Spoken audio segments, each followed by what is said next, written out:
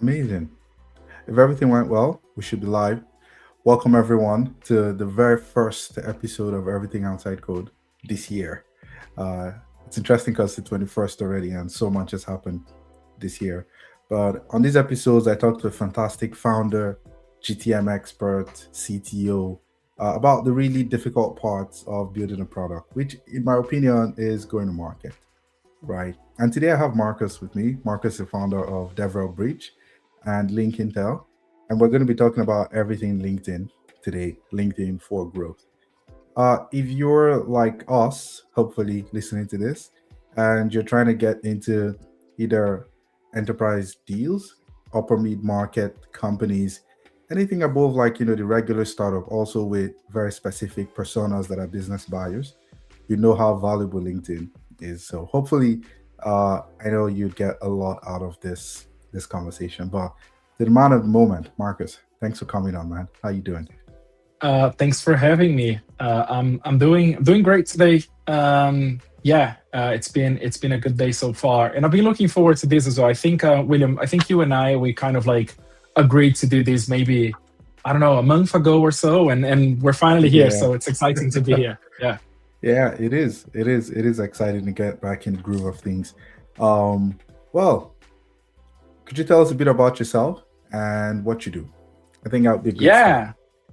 Yeah. So I'll tell you a little bit about my background, and I am your kind of like traditional software engineer. Okay, I kind of like got interested in software engineering when I was about 7 or 8. I got this, the regular story where like someone gives you a computer and now you learn how to code.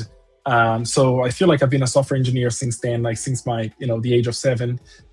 More professionally, like when I was like 14, 15. And I was kind of like going on this traditional path of software engineering until in 2014 I got approached by someone saying, "Hey, you're doing this kind of like community things, and you speak at events, you speak at conferences. Have you ever thought about developer relations?" And this was 2014, so obviously I had no idea what developer relations was. Okay, and this person kind of like tells me a little bit more. I'm like, "Oh wait, that's a job. Like developer relations is a job. Like I get paid to do the thing that I'm doing now for free anyway." And this guy goes, "Yeah." So I joined Twilio back then in 2014 as their international DevRel, so based in the UK, and Mhm. Twilio was like very strong in the US back then. Also, Twilio was much smaller. Okay, back then Twilio was a 200-person company, so it's the kind of company where you walk around and you kind of know everyone. Um, Now, for context, when I left Twilio, I was at Twilio for 7 years. When I left Twilio, Twilio was 9,000 people. Okay, so Wow. there was a little bit of growth there, and I kind of like went through a bunch of different phases at Twilio where I helped them build their EMEA team, again based in the UK. So I helped them build the EMEA team. Then I went on to building the LATAM team, like the Latin America team, and I also helped them out with building the Asia Pacific team. So I stayed at Twilio for 7 years, and then it just felt like I had to do something else. Okay. Now the path for me was, am I going to go and start my own thing right now?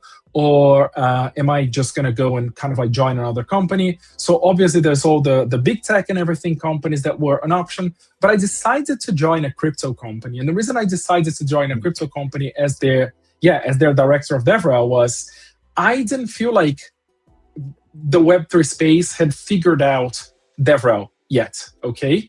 The same way as the Web2 space. Also, the crypto space felt different enough for me because I knew nothing about it, okay? Like I'm coming from an API, and now, I have people like telling me about blockchains and payments and things.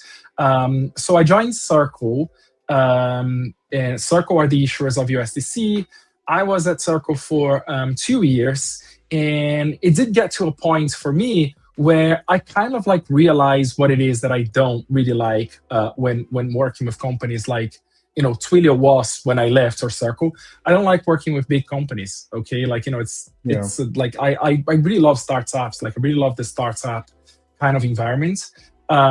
So I left Circle. I built a team. Like I built an entire DevRel team at Circle.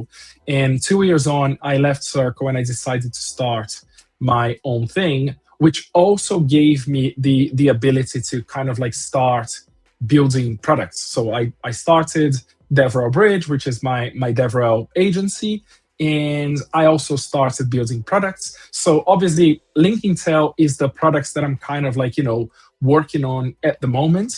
But I built many products that didn't go anywhere. Okay, and I think it's kind of like the way it goes, isn't it? You build something that doesn't work, then you move on and you pivot and you keep on doing it.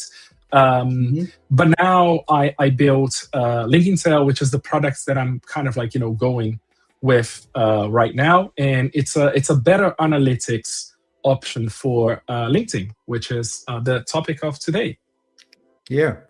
Oh, that's an incredible story, man, and a lot of experience in developer relations for sure. Hmm. Why LinkedIn?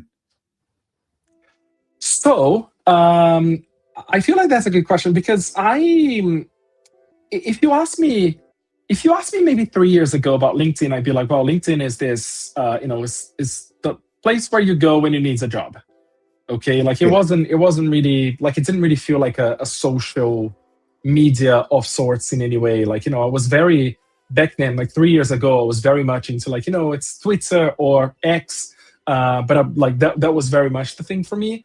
Um, but there was something that I noticed back in 2024, which it kind of like opened my eyes. Okay, so 2024 for me was the year of virality on LinkedIn. Okay, so basically anything that you did on LinkedIn um, could basically just get you a bunch of views and a bunch of followers. And this could be like overnight. Okay, so like if you did something interesting on LinkedIn on the at the same level of interest that you were doing on X, for example, then like virality was like much easier.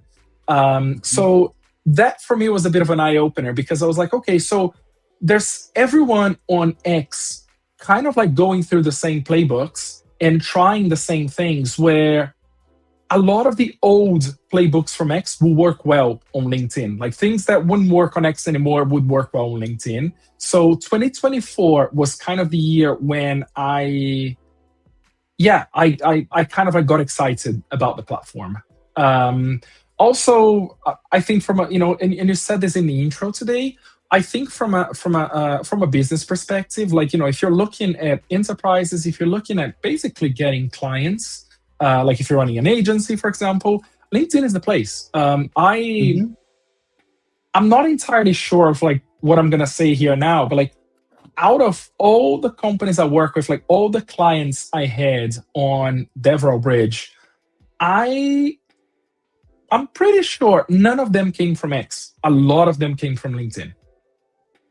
100%. I think I can also allude to that uh, from running like a developer marketing agency is I haven't had any clients from X. Everyone's come from LinkedIn so far. But I hang out on X because it's fun. It's Yeah, it's same, same. crazier, right? But there's no business Yeah, there. No one there seems to have enough money to pay like a lot, exactly. a lot of money to Yeah, buy, the kind of services that they the do. money isn't there. Like the money Yeah. doesn't seem to be there. And I had this conversation with a friend the other day because he was kind of like asking me the same question. He was like, "Oh, okay, so you used to hang out on X a lot, and now I see you're creating way more content for LinkedIn, and I think there's a difference between X and LinkedIn, or like even the conversations that you have, because you're right, X is fun, and Yeah. X is like you have conversations there, and it's almost like unfiltered, whereas like Yeah. LinkedIn is much more businessy. Okay, it's Yes. much more kind of like, okay, we need to kind of like be polite here, where like X people just kind of like just Go ham. say whatever they feel. Yeah. Yeah. No, you're 100%, you're 100% correct. I think if you're for someone, if you're building like maybe a SaaS product, a consumer product, Mhm. X probably the way to go. Even if it's like a B2B product, but for small businesses, startups, it's good for also like virality. I see a lot of content make it out from X into LinkedIn and maybe Yeah, not the other way. around. Hmm. I feel like X is Yeah. good, but it's harder to get someone to pay you $1,000 a month for something on X Hmm. than on Yeah. LinkedIn. That's just the Yeah. looking at the numbers, basically. and and I think it's the it's this kind of like almost this assumption that people have that LinkedIn is the place where you go for business, whereas like X is open to anyone and everyone. So Mhm. it's very often that you see. I hang out on X on the building public community a lot, and it's very often that you see like something like a 13-year-old kid saying, "Hey, I just vibe coded this thing, and I'm like on $1,000 MRR." Like you won't see that on LinkedIn, okay? Yeah. Like because that 12-year-old kid probably doesn't have a LinkedIn profile, like because again, LinkedIn is this kind of like there's association with a job. Whereas I and don't ask me about like age restrictions on like either of the platforms, but it's very often that you see something like this, a 12-year-old kid saying, "Oh yeah, I just vibe coded something and now I'm at like $1,000 MRR." Yeah. Yeah, you're right. You're right. You likely find that on X. Something you did mention that piqued my interest was you talked about 2024 being the year of virality on LinkedIn. Does that mean virality is ended on LinkedIn? How does anybody go viral on LinkedIn? I mean, you're the master of the data. So maybe you've got some insights around that for So 2026. yeah. So for me, this is how the years kind of like got broke down. Okay, so 2024 for me was the year of virality, where again the old playbooks that you used on X would like most likely work on LinkedIn, and you would get to like 1 million views. Okay, which like is tough in any platform. LinkedIn was easier for this. 2025 was the year where in my head there was a bit of a platform shift because the virality kind of dropped. Because now you have if you think about it as a Venn diagram, you now have people from X and LinkedIn kind of like in that middle there. So like there's less virality, and the content is much more niche. Okay, so like people Mhm. talking about building companies, people talking about AI obviously was a massive topic in 2025. So like any kind of contents that went on about AI was good. Obviously, that was the same case on X, but I think the way LinkedIn shows your content to your followers is slightly different than the way X shows your content to your followers. Like, and again, like this is very fresh in my head because I was reading the algorithm changes on X, which they published yesterday. So they open sourced the algorithm yesterday. And a lot of it is to do with timing. Like, if you get a lot of views on your first 5 minutes, there's a big chance that your content is going to get viral quicker. Whereas like if you don't get enough views or if you don't get enough engagement, the content is kind of dead in the water. Whereas LinkedIn's algorithm, specifically in 2024 and 2025, is a little less, I guess, sophisticated. Like it's almost like it's almost the concept of if I have 1,000 followers and I post and all my 1,000 followers are on the platform, they will see it. This is roughly how things were back in 2024 on Mhm. LinkedIn. This has not been the case with X for years now, where I think X has like if you have like 1,000 followers, X as something like it will show your content to like 5% of your followers, and then if there's like a good response, then it will show to the Yeah, it next keeps up. five, and then it kind of like it increases like this. Um, Whereas I think the shift here, which is like it's something that I'm really excited about. The shift here is 2026 is harder, or at least that's how I've seen LinkedIn. 2026 is harder to actually become viral. Um, but basically, there's a lot more by intent. Okay. And what Mhm. I mean by this is, you know me, William, like I post a lot of content on LinkedIn, and like I will often have like posts with like thousands of views, which is cool. But the reality is like, views doesn't really pay my mortgage. Okay, like I can't really tell the bank, hey, Yeah. I don't really have money, but Get some I got views. 200,000. Yeah, exactly. Here's like, I got 200,000 views. So it doesn't really pay my mortgage. So the shifts that I have noticed, and I'm still kind of like studying this. So it's the 21st of January. So like I'm still kind of like trying to grok this. But the shifts I noticed is my views and engagement are directly correlated to the number of people who actually contact me, who actually book a call with me to actually have a conversation about one of my products or to sign up to my SaaS business. And in a way, like when I see a post peak, I can see a correlation of getting more calls, like getting more discovery calls or getting more signups. And when a post flops, Mm, and it happens, okay, like, a lot of times, like, some of your posts are going to flop. When a post flops and it gets like 100 views, then you can tell that, the intent, like the buy intent is not as high. yeah. Yeah. I can see, but do you engineer this in some way? Is this something that you carefully craft? So when with X, they want you to post what's on your mind. I mean, all platforms say like share your thoughts, so share what's on your mind. But you then over time figure out that not everything on your mind is going to be a banger. If you want Sure. bangers, you need to Yeah. think you need to think them through, right? So do you Yeah. think through these posts that drive growth, basically? And maybe if you can share some of like the things you think about and the tips the ways you go about thinking about posts on LinkedIn that drive Yeah. growth and eventually lead to signups and booked meetings.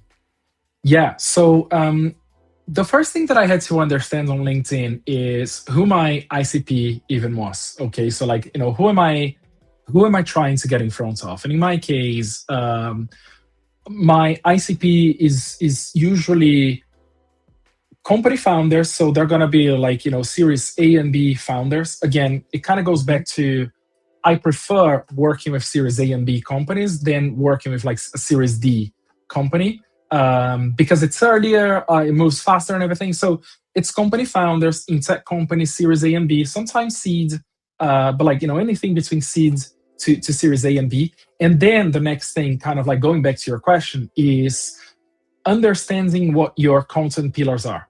Okay, and content pillars are really like it's a kind of like a really powerful thing to understand, because what I do for myself is I define anything between 3 and 6 content pillars that I can talk about consistently. Okay, and I think we all kind of like understood this, like the kind of like the key to success in any social platform is consistency. Okay, so like if you post every day and if you post consistent content and if you're posting to like your specific audience, then your account's going to grow. Okay, like the Mhm. every single time I've seen accounts growing, like including my accounts, was because I was very consistent on a topic, and I was very consistent on like how I posted. So for me, it's like I define 3 to 6 content pillars, and those are the content pillars that I will talk about consistently, and this basically keeps my content focused. Now, going back to like one other part of the question, which is, do you craft? It was something around like crafting content for like that specific topic, and yes, 100%. Like I do post content sometimes that I know are going to upset people. Not upset in a bad way, okay? Like, I'm not here for this, Yeah. but I do craft content in a way where I know The people are going contrary. to kind of like disagree. Yeah. So Yeah. contrarian is one of the ways, like one of the Mhm. tactics I use, because it's the kind of like the scroll stopper where people go, "What did he say that?" And Yeah. again, I am never gonna go against my beliefs. Okay, like I'm not trying to grow. Like it's not an any cost type of situation. Everything that I post, they're like they are my beliefs. Like they're things that I believe on. But Mhm. sometimes like your hook needs to be a little more like scroll stopping. So yes, Yeah. 100%. I craft all my content thinking about this. I do analysis of my content once a week as well, where I go through like what's working, what's not working, what is getting more comments, what's getting more views. And again, here's the other thing about LinkedIn for me. Um, X growth for me was purely a an ego thing. It was purely a vanity thing. Okay, Yeah. like the reason I wanted to grow my X accounts was because I wanted more followers and I wanted more views. And you get that thrill when suddenly you post something and you get like 100,000 views. Yeah. That was it for me. Um, LinkedIn growth for me is all about business. Okay, like it's like I look, if I get 100,000 views, great, but my business side is looking at it as like, okay, so I've got 100,000 views, so that's if everyone has two eyeballs, that's 200,000 eyeballs, and Yeah. that is a business metric for me. Okay, because again, I see a correlation between the views and the engagement to people Hmm. actually coming to me and saying, "Hey, I love your content. I love what you're saying, and I want to do an engagement with you." Yeah. Now that's yeah, I totally agree with you. LinkedIn feels more, personal for business. Not taking away Hmm. the fact that some folks see X for, for business, depending on their niche. Something you Sure. mentioned as interesting is, you talked about looking at comments, tracking views. And I'm curious, what metrics matter? Right? What exactly do Yeah. you track? So I track everything. Okay, and so kind of like linking tail, the tool that I built is I initially built this tool because I wanted to give people good analytics on their LinkedIn company pages. Okay, now getting analytics on LinkedIn company page is, I mean, it's easy. You can go to analytics on LinkedIn, you can see. But like Hmm. making sense of it is really complicated. Like making sense of like what it's trying to tell you, it's really hard. Whereas what I oh yeah, thanks, Greenflux.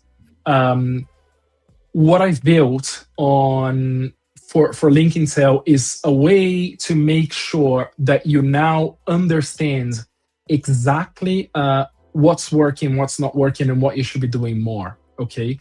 Now on linking tail, like I said in the beginning, it was just a company page analytics. I'm now extending linking tail to a personal analytics as well. Okay. And a lot of these things come out of like my personal needs. Okay, so obviously I run DevRel Bridge, I run Linking Tail, I have company pages for them, and I want to see good analytics.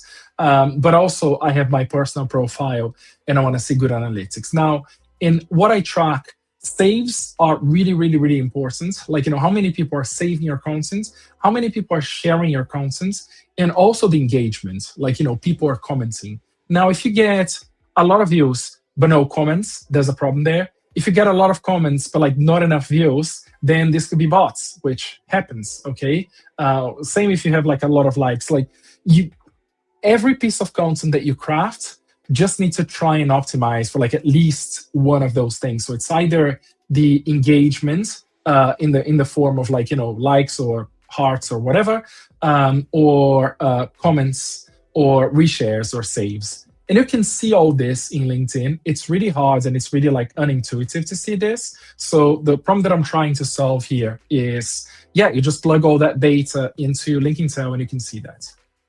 Yeah, that's fantastic, and I like how you optimize it first for um, sticky metrics, like Hmm. folks that actually save your content or share Yeah. it. So they found it super Hmm. useful that they want to keep it, like they don't want to lose it, They or don't they want to found it lose it. super useful that they want to share it to someone else. Like Yeah, referral is like the highest form of validation you can get that someone exactly. is willing to share this share it Yeah. with you. Or and then what are some absolute no's when it comes to metrics, right? Like the things that you kind of see as like this is like super vanity metric, and maybe from your experience a lot of teams and folks also track but it shouldn't be tracking. Um, I think a lot of people just get really excited about views. Okay, because like the reality with LinkedIn is like, while you can't really control views, like if one of your posts starts doing really well, you're Mhm. gonna get those views on LinkedIn. Like the algorithm is gonna push your post. And I think a lot of people just get excited with like, oh yeah, I just posted something and it got like 100, 200, 300,000 views, which look, it's cool. Like again, it's hundreds of thousands. So like it gives you a thrill. But like the reality is like, what do those actually mean? Okay, like Yeah, if 300,000 people view your content but nothing happens, then it doesn't really mean anything. Okay, so whereas like if 300,000 people view your comments but you get 300 view your post but you get like 300 comments, then you're now kind of like either in a positive or maybe a not so positive way.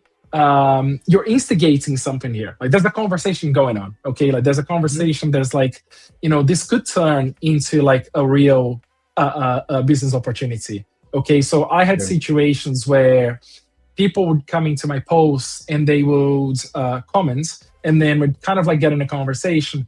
And then on the side, I would go and DM this person and say, hey, tell me more about what you're doing. What are you looking for? And then eventually they became clients. Okay. So it's a chance for you to engage. Like I hate the kind of like the cold calling idea as much as the next person, because like I'm not a salesperson. Okay. Like I feel like, when mhm, you talk yeah, to someone in sales and you say like cold calling, they're like, oh yeah, I do that all the time and it's fine. I don't like getting cold callings, cold calls. I don't like getting cold emails. But the reality is like, if you've now engaged with someone in a conversation via the comments, then it's mhm. not so cold. Like you So can yeah, DM that person. it's It's a lukewarm. continuation. Yeah, it's a Yeah, continuation. yeah, So yeah. so I would That's say, mhm, obsessing over views is not the right thing to do. Also, obsessing over like, quantity is also not the right way. And what I mean by this is like I see a lot of people posting like 6 times a day on LinkedIn. Now, the secrets that a lot of people don't realize of like posting 6 times a day on LinkedIn is like it's fine, but your audience isn't going to see those 6 posts. Okay, because again, the algorithm kind of like controls a little bit on like how things are distributed. So it's much more important to kind of like focus on the quality than the quantity. Okay, I've seen people saying, well, post on LinkedIn once a day, post on LinkedIn twice a day, or post on LinkedIn like once every 2 days. I think the important metric here is like post content that is really good quality, rather than just mhm. go and post content because you need to post content. Yeah, yeah. No, you're right. Quality, beats quantity, Yeah. all the time. I'd say. Some folks would argue that you post multiple times, and then you at least you have a higher chance of every one of your like everyone within like your audience sphere seeing at least one piece of content that you've Hmm. created. But I'm curious as to what the numbers say.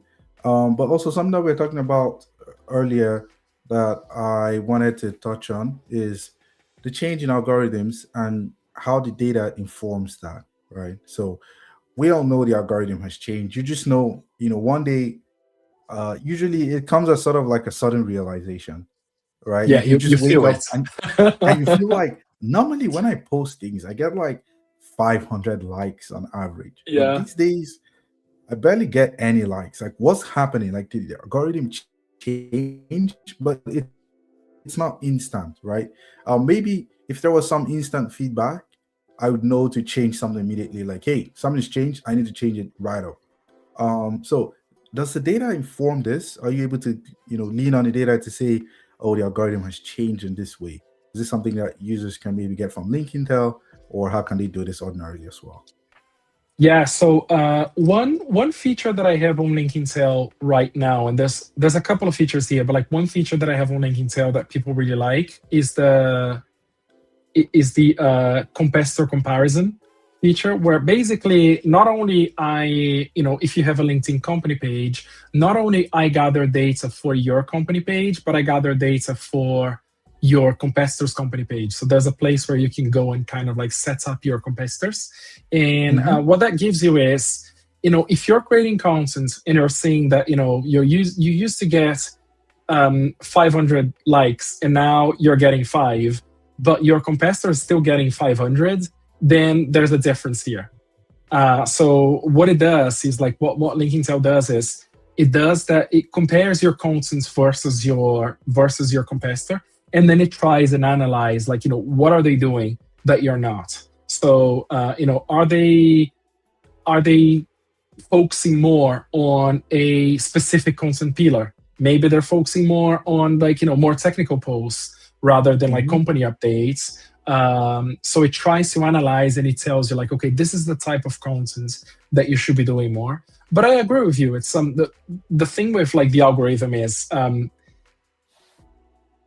it changes, and when it changes, you feel it. But also, let me tell you how I look at algorithm changes.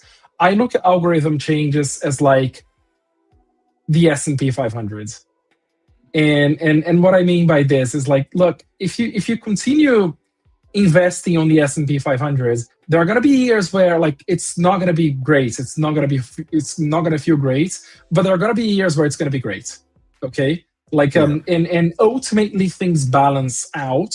And the way I look at algorithm changes for the content that I create, or the content that I help my clients create, is ultimately it balances out. Okay, obviously you need to always be moving. Okay, like this Mm-hmm. is never a fire and forget situation where okay, so it's the 1st of January, let's create 365 posts and put it on automatic, and things that, like, it's going to be, it's not. Okay, like things will change, content will change, content pillars will change, and the trends will change as well. But like for me, ultimately, when I look back into data, and usually I like to look at like at least the last 2 years, when I look Mm-hmm. back into data, it all kind of like balances out. Yeah. Yeah. That does make sense. Um, yeah, I wish there was a way to just know like right away. Um, I know these platforms, they at least X, publishes like the algorithm changes and you can lean into Yeah. it. But for LinkedIn, you really cannot tell what forms of content. And just looking at that, currently, what forms of content do you think work on LinkedIn? So there was a time everyone was making carousels because they're like, yeah, those work, they convert a lot. At some point, it was like, yeah, you want to make really long posts. LinkedIn Hmm. has newsletters. I think you can write a newsletter. They have some that looks like a blog.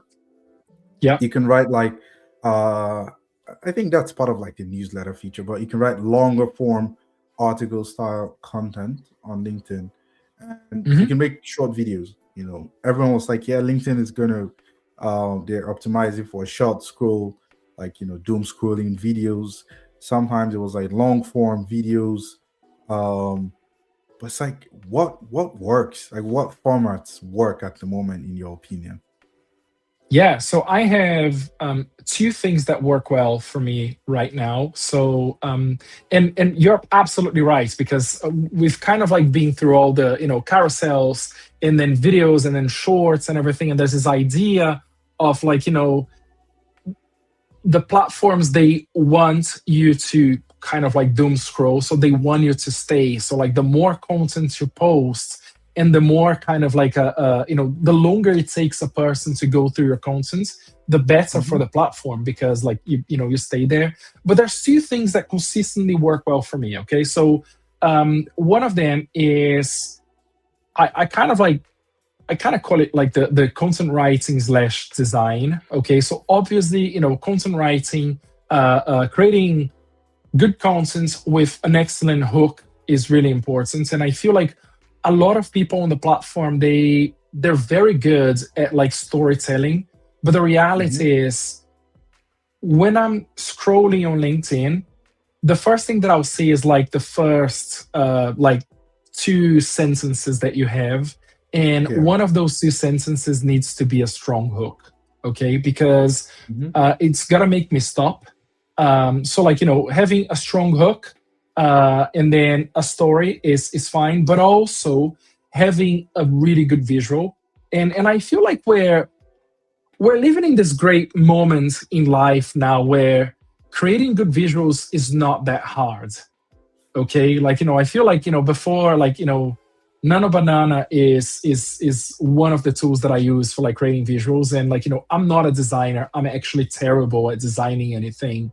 Okay, but I feel like what I am really good at is like actually engineering good prompts for Nano Banana, Mm-hmm. where it just goes and creates that thing for me. So like we're like in this age of like being able to create incredible visuals, without taking too much time and effort, right? And again, like I'm sure that there are like great designers that do this as well, but I think if you're creating content and you're doing it consistently, you need to be able to kind of like create your visuals as well.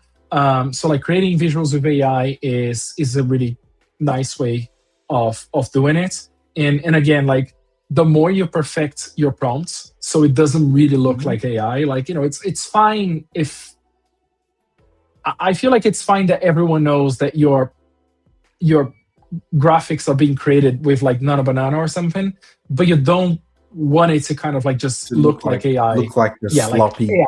Yeah, AI yeah, chips, exactly. Yeah, chip exactly. diagrams on the Earth, the Yes, globe in the middle, exactly. that Yeah, kind it's of like graphic. it's like when people started using Lovable and like suddenly the whole internet was purple because like Yeah, Lovable can exactly. only do purple and like the whole internet was purple. And it's like if you like you can kind of like prompt AI image generators to kind of like just create some really good diagrams, but also useful diagrams because Mm-hmm. that's what's going to stop people. Okay, or whatever image you decide to use. Like right now, I feel like I kind of use a mix of.